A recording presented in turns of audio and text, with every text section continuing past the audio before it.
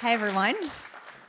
It's truly a pleasure to be here tonight. It really is. It's funny you were mentioning Michael Katchen. So when he was starting Wealth Simple around the same time, a little after we were starting Dialogue. So I remember sitting in, offices of places that could kind of give us free offices to get started. So today I'll tell you a little bit about myself. I'll tell you about some of the companies I started and share some of the lessons that were kind of the puzzle pieces on those various journeys. So I come from a very modest background. In fact, I arrived to Canada when I was 6 years old with my parents. We came from Uzbekistan. And what's really nice is that I saw my parents with this mindset of just arriving and building a better life. And for them, risk-taking or failure was just not something they were thinking about because there was no going back. And watching my parents build the life that they wanted and inspired to big things in a country where they didn't speak any of the two languages that they immigrated into was quite special. And I think some of this risk-taking and entrepreneurship kind of got transmitted to me by osmosis. And without really knowing it, over the years, starting in high school, I was building different projects and starting new things. In high school, I started a dance troupe. It wasn't a thing in my high school, but I decided to, set the vision, rally people, get the best out of them, present an amazing show at the end of the year, continue throughout Cégep. University. And after a year of traveling, graduated from university, and I after university, worked for 2 years at McKinsey and started my first startup. And in 2016, I started the company that Alex was referring to, Dialogue. It's the largest telemedicine company in Canada. Back in 2016, when we were getting started and we were telling that we were delivering medicine through an iPhone or through the phone, people thought that was bad medicine. Thankfully, the good side of COVID is that we were able to show that that's actually the right way to do medicine in very many cases. Dialogue is a company that went public in 2021 and was acquired by Sun Life. It's the largest Canadian insurer in 2023. So I left Dialogue. I had 2 kids. I was pregnant with my third. And the war in Ukraine was getting started. I wasn't planning to leave and start something else, but I felt like the right thing to do. I'm half Ukrainian, half Russian, and it was a pretty traumatic experience. Quite a bit of people fled Ukraine, as you remember. And a lot of people fled Ukraine. They had a visa to arrive to Canada, but it was too expensive to fly a family of 5, for example, to Canada. So we decided to bridge that gap, and we flew about 2,500 Ukrainians who fled the war and who are now living in Canada. And we helped another... Thank you. And we helped another about 2,000 create Canadian resumes, find work. So something I'm very, very proud of. And then I decided to co-found the company Coral. Again, wasn't planning on it, but entrepreneurship often, you don't really plan for it, but you see a big opportunity and you kind of go, how is this not a solved issue? Coral is a women's health platform that empowers women in their prime years to thrive. And we announced it on socials very recently, and so I'll play a little video that explains, that we published about a little bit over a month ago. Oh no! Let's see, can we go back and try this again? In our seed round.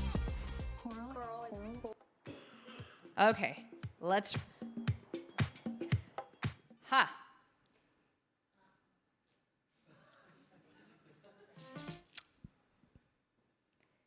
I think the learning here is that never put a video in a presentation like this, especially when you haven't tried it before. For women. We raised $4.1 million in our seed round. Coral. A new health tech company. A digital health platform that will change the standard of menopause care in Canada. I have already recommended Coral to dozens of my friends. Coral is a platform for women to thrive in their prime years. So Coral is a platform that helps women in their 40s and 50s deal with symptoms that are often completely debilitating by tackling hormonal metabolic changes and providing the support that they need. Okay, we're not going to try to play this again. All right, let's go forward. All right, so some of the pieces of the puzzle, as they call them in some of these teams, some will sound familiar, but I'll explain why for me, they're really essential. One is around hiring amazing people and never compromising on talent. I think as entrepreneurs, when we're getting started, we're just hoping that people will come and work with us. But really, the first and initial people who join us are so important for our culture, for the bar of excellence that we set. And at Dialogue, at For Ukraine, at Coral, we follow the top grading methodology. It's a very systematic way of hiring people. And as we've scaled up like crazy during COVID at Dialogue, or even now at Coral as we're hiring, when we really need to hire people and we don't find the right people through this process, we don't hire. And that's been really key. And I also find that hiring direct reports who are better and more skilled than us at what we do is really nice because it allows us to focus on different problems the business has. It has allowed me to evolve also in my roles, but I think I see this applicable for people who hire in their teams. That's really, really important. Something else is to obsess about user experience. You might have heard me speak about it before, but there's nothing more important than getting the experience right and having people who love what we build and love what we offer. As we scale up, we tend as founders to take a step back and not be as close to users, but I think it's essential. Speaking with users, hearing their feedback is really, really, really important. And I think that what can break a company is when we lose focus from delivering something quite unique to the people for whom we're building our company. Something else, why?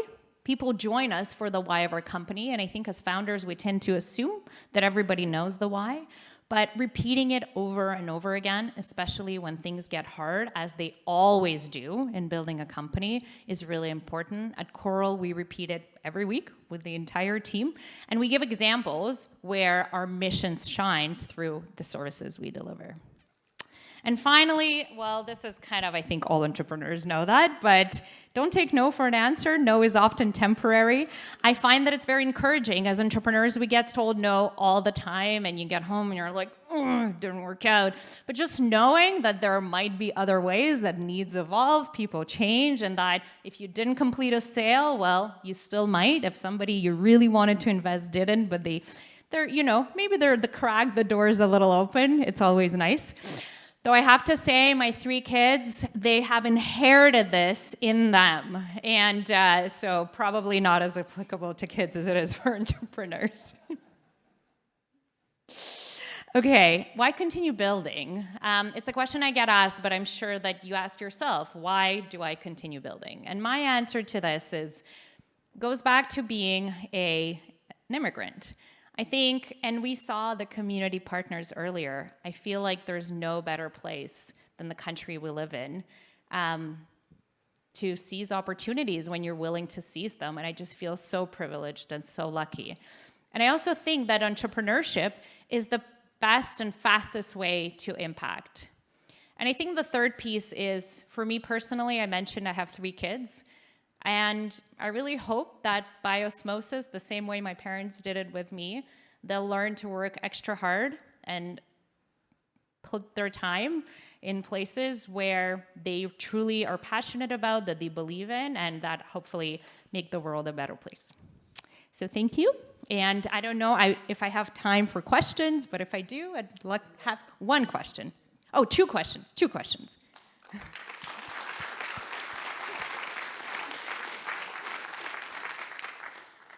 Questions? You want to go to the mic up there, maybe? Sorry. Easier. It's there's the light is so bright that sometimes you kind of look for hands and. One's coming up there. Yeah. All right. Hello, guys. I'm Tangent. So I just want to ask, like, why did you divert away from dialogue, and like, what pushed you to start Coral? So Dialogue, when I left, the company was public for a year. My team was fully staffed. I had an amazing person I hired that I considered better than myself. And as I mentioned, I had two kids, my kids are still 6, 4, and 2. And so I had 2 young kids, one that I was pregnant with, and I haven't taken very much time with them. And I think it was important for me to take some time with them. As I mentioned, when I left, I mean, my goal was really to spend some time with my family. And the reason I started Coral is that I thought that now that I was done having kids, that for the next 20 years, I'd be at the peak of my career. And actually, that's not what happens. Women reach their 40s, they're going into their 40s, and they crumble under symptoms that are so taboo that nobody tells you about this. And when you should be thriving, and in a society when we need more women, it doesn't make any sense that when resources are available, when solutions are available, that they're not accessible. And so to me, I was like, that cannot go unaddressed. So that's why I started Coral. Thank you. Got a question right here. Hey, Anna. Hi, I know you. Yeah, I know. I have a tough question. I mean, not a tough question, but I think to me it's an obvious question. It's like, so you're starting a health tech company that obviously is going to compete, like a bit with Dialogue. In a way, like at some point, what is your take at how are you going to spearhead, where Dialogue basically hasn't yet? So Hadrian and I know each other. Can I say that we've worked together we know each other for almost 10 years now. So thank you for that question. So Coral is actually quite different from Dialogue. So Dialogue provides benefits. It's a benefit that's integrated. I mean, more than 10% of the Canadian population has access to Dialogue. It's distributed through insurers, through employers. The main product that's being sold is primary care. That's excellent, that's accessible. And then there's other products, right? So we do some mental health and so on.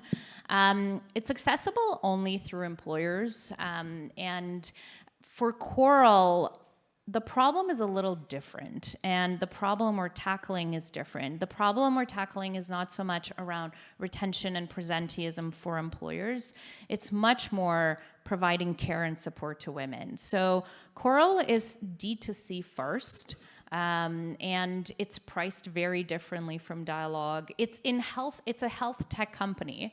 And so I think because I know something about health, I think that's why I was like, I need to do something about it. The same way I wasn't planning on starting a non-for-profit, but I was like, I speak, Russian and I'm half Ukrainian. Like, I have to do something about this, right? So it's actually very different. I don't think it's competitive at all. If anything, my hope would be that we could collaborate eventually. We've, received some B2B interest, but it's more, I would say we're seen more like executive health as opposed to benefits for everybody. So yeah, I think it's very similar on the health tech side, but I would say quite different on the business model side. Cool. Can I get a round of applause? Thank you.